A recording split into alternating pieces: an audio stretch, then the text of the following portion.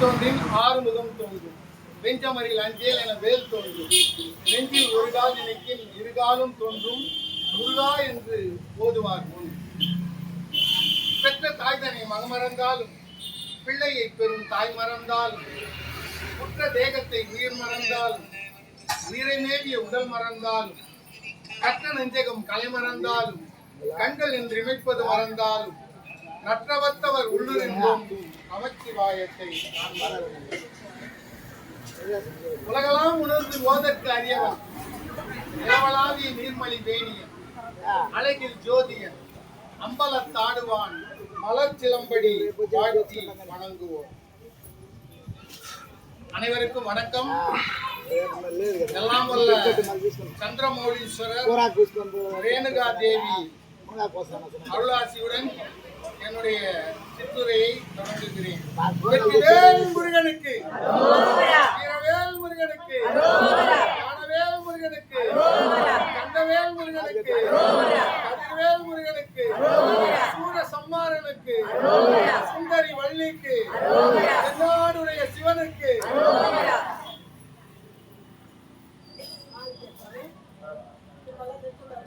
இன்னைக்கு தலைப்பு வந்து சேந்தனார் சிறை மீட்டது.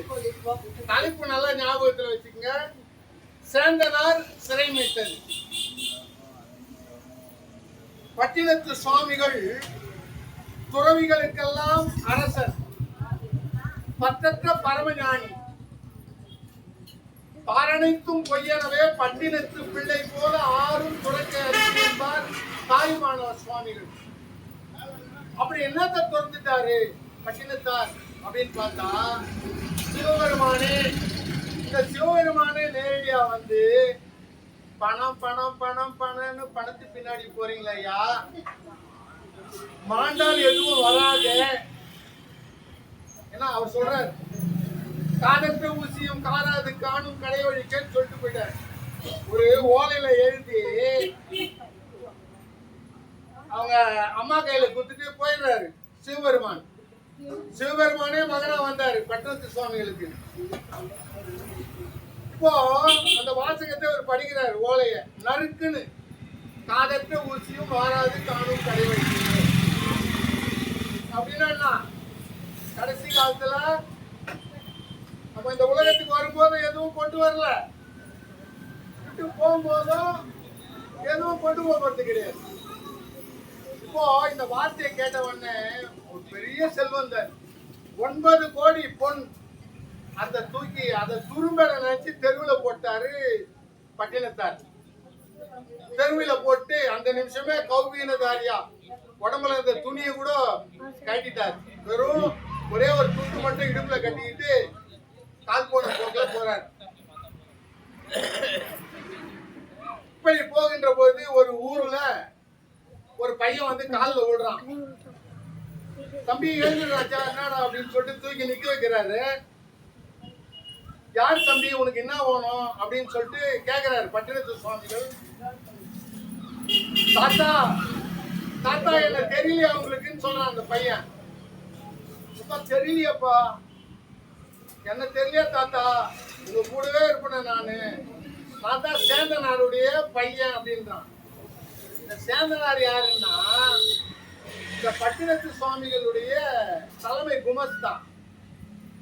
இவர் என்ன பண்ணாரு, துறவியா ஆன உடனே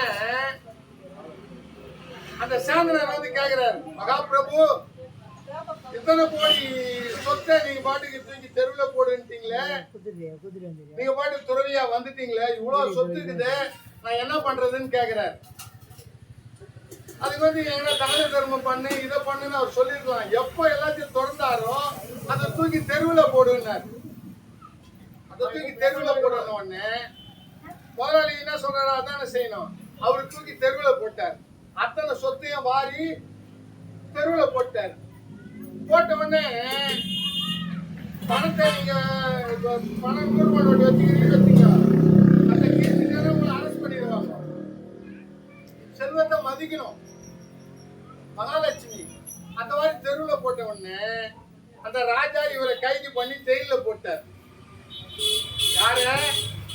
சேந்தனார. அவருடைய தலைமை குமரத்தை பிடிச்சி ஜெயில போட்டார். இப்போ குடும்ப தலைவர் ஜெயிலுக்கு போயிட்டா அந்த குடும்பம் என்ன கதி ஆகும்? கஷ்டம் தானே.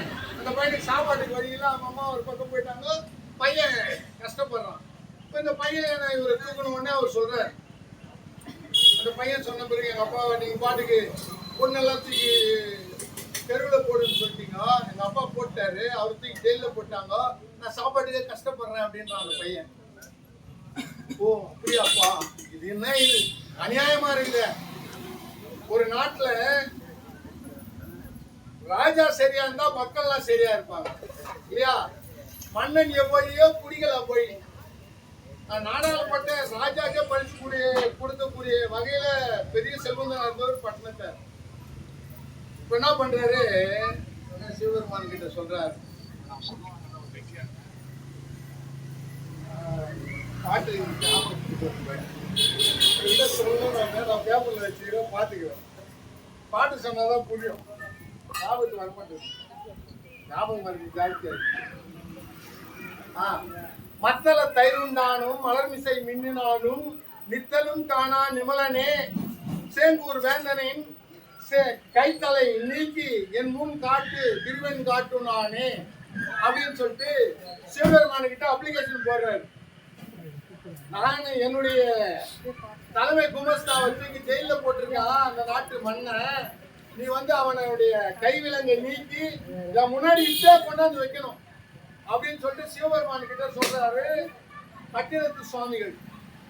இப்ப சொன்ன உடனே சிவபெருமான் தன் மூத்த பிள்ளையான விநாயகர் பெருமான் கிட்ட ஆர்டர் போடுறாரு. கணேசா, சாந்தனை சிறை மீட்டு கொண்டு பட்டினத்தார்கிட்ட சேர்க்கணும் அப்படின்னு சொல்லிட்டு சொன்ன உடனே விநாயகர் பெருமான் தந்தை சொல் மிக்க மந்திரம் இல்லை அல்லவா, அவர் சொன்ன உடனே இருந்த இடத்துல இருந்து அவருடைய துதிக்கை அந்த காவிரி பூம்பட்டினத்து சிறைச்சாலைக்கு போச்சான். அப்பவே ஜெயில் கம்பி ஓடிச்சு கொண்டு விநாயகர் பெருமான அந்த பட்டினத்தார் முன்னாடி கொண்டு போல ஒரு கதை. ஏன்னா நம்ம பக்தியோட ஆத்ம சுத்தியோட இறைவனை நினைத்தால் அவருக்கு மட்டும் இல்ல அந்த சிவபெருமான் நமக்கும் எல்லாம் உதவி செய்வாரு அப்படின்றத விளக்கத்துக்காக இந்த ஒரு சேந்தனார் கதையை உங்களுக்கு முன்னாடி சொன்னேன். வெற்றிவேல் முருகனுக்கு நமக்கு கொடுக்கப்பட்ட நேரம் 10 நிமிஷம் தான்.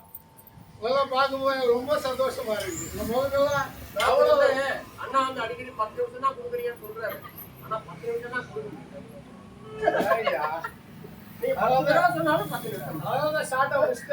விநாயகர் பட்டத்தா இருக்காது 4 நாளைக்கு சொல்லலாம். ஆனா எனக்கு கேள்வி ஒரு 13 வருஷமா சொல்லிட்டு பட்டத்து சுவாமிகள் கதைய அவர் பிறந்ததுல இருந்து அவரு அந்த திருவத்தியூர்ல போயிட்டு சமாதி ஆன வரைக்கும் சொல்லணும்னா ஒரு நாள் பிடிக்காது, 2 நாளைக்கு கூட சொல்லலாம். இப்ப நமக்கு கிடைக்கக்கூடியது 10 நிமிஷம். வெற்றிவேல் முருகனுக்கு வாய் விட்டு சிரிச்சா நோய் விட்டு போகும். இருந்தாலும் ஒரு மகிழ்ச்சிக்காக இறைவனை பத்தியும் சொல்லிட்டேன், சாமியை பத்தியும் சொல்லிட்டேன். நம்ம ஆசாமிகளை பத்தி எதனா சொல்லணும் இல்லையா? உங்களுக்கு எல்லாம் தெரியும் 1980களில் காலையில 7 மணிக்கு ஒரு தகவல் வரும், இன்று ஒரு தகவல்னு. அதுல தென்கட்சி சுவாமிநாதன் ஐயர் ஒருத்தர் பேசுவார். வாழ்வியலுக்கு சம்பந்தப்பட்ட கதைகளா சொல்லுவாரு. நாங்கெல்லாம் போயிட்டு 7 மணிக்கெல்லாம் ரேடியோ வச்சு ஞாபகம் இருக்கு ஐயா, எல்லாருக்கும் ஞாபகம் இருக்குல்ல தென்கட்சி சுவாமி, அந்த ரேடியோ வச்சு ரேடியோ பக்கத்திலே உட்காந்துருக்கோம். என்ன சொல்ல போறாரு, என்ன சொல்ல அவ்வளோ ஆர்வம் கதை கேட்கணும். இப்ப கதை சொல்றவங்களும் இல்லை, கதை கேட்கறதுக்கும் தயாரில்லை. ஆனா உங்களெல்லாம் பார்க்கும்போது அவ்வளவு மகிழ்ச்சி ஆகுது. உங்க முகத்துல புன்னகை தெரியுது. தாமரை பூ மாதிரி இருக்கு உங்க முகம். எல்லாரும் முகமும் வாழை புஷ்பம் மாதிரி இருக்க கூடாது. வாழைப்பூ சிரிச்சு பாத்துக்கிறீங்களா? சொல்லுங்க, வாழைப்பூ சிரிக்குமா? தாமரை பூ எப்படி இருக்கு? அது மாதிரி இருக்கு. இப்போ நான் சொல்றது நீங்க எல்லாம் கேட்கறதுனாலதான் எந்த வேலை பாரு, இது பிரசங்கம் பண்ற ட்ரெஸ் கிடையாது. நான் ஒரு இடத்துல வேலை செஞ்சுக்கிறேன். ஆனா அந்த நேரத்துக்கு சிவபெருமான் கேட்டா விட்டுருவேன். உங்க மகிழ்ச்சிக்காக தான் நான் ஓடியாரு.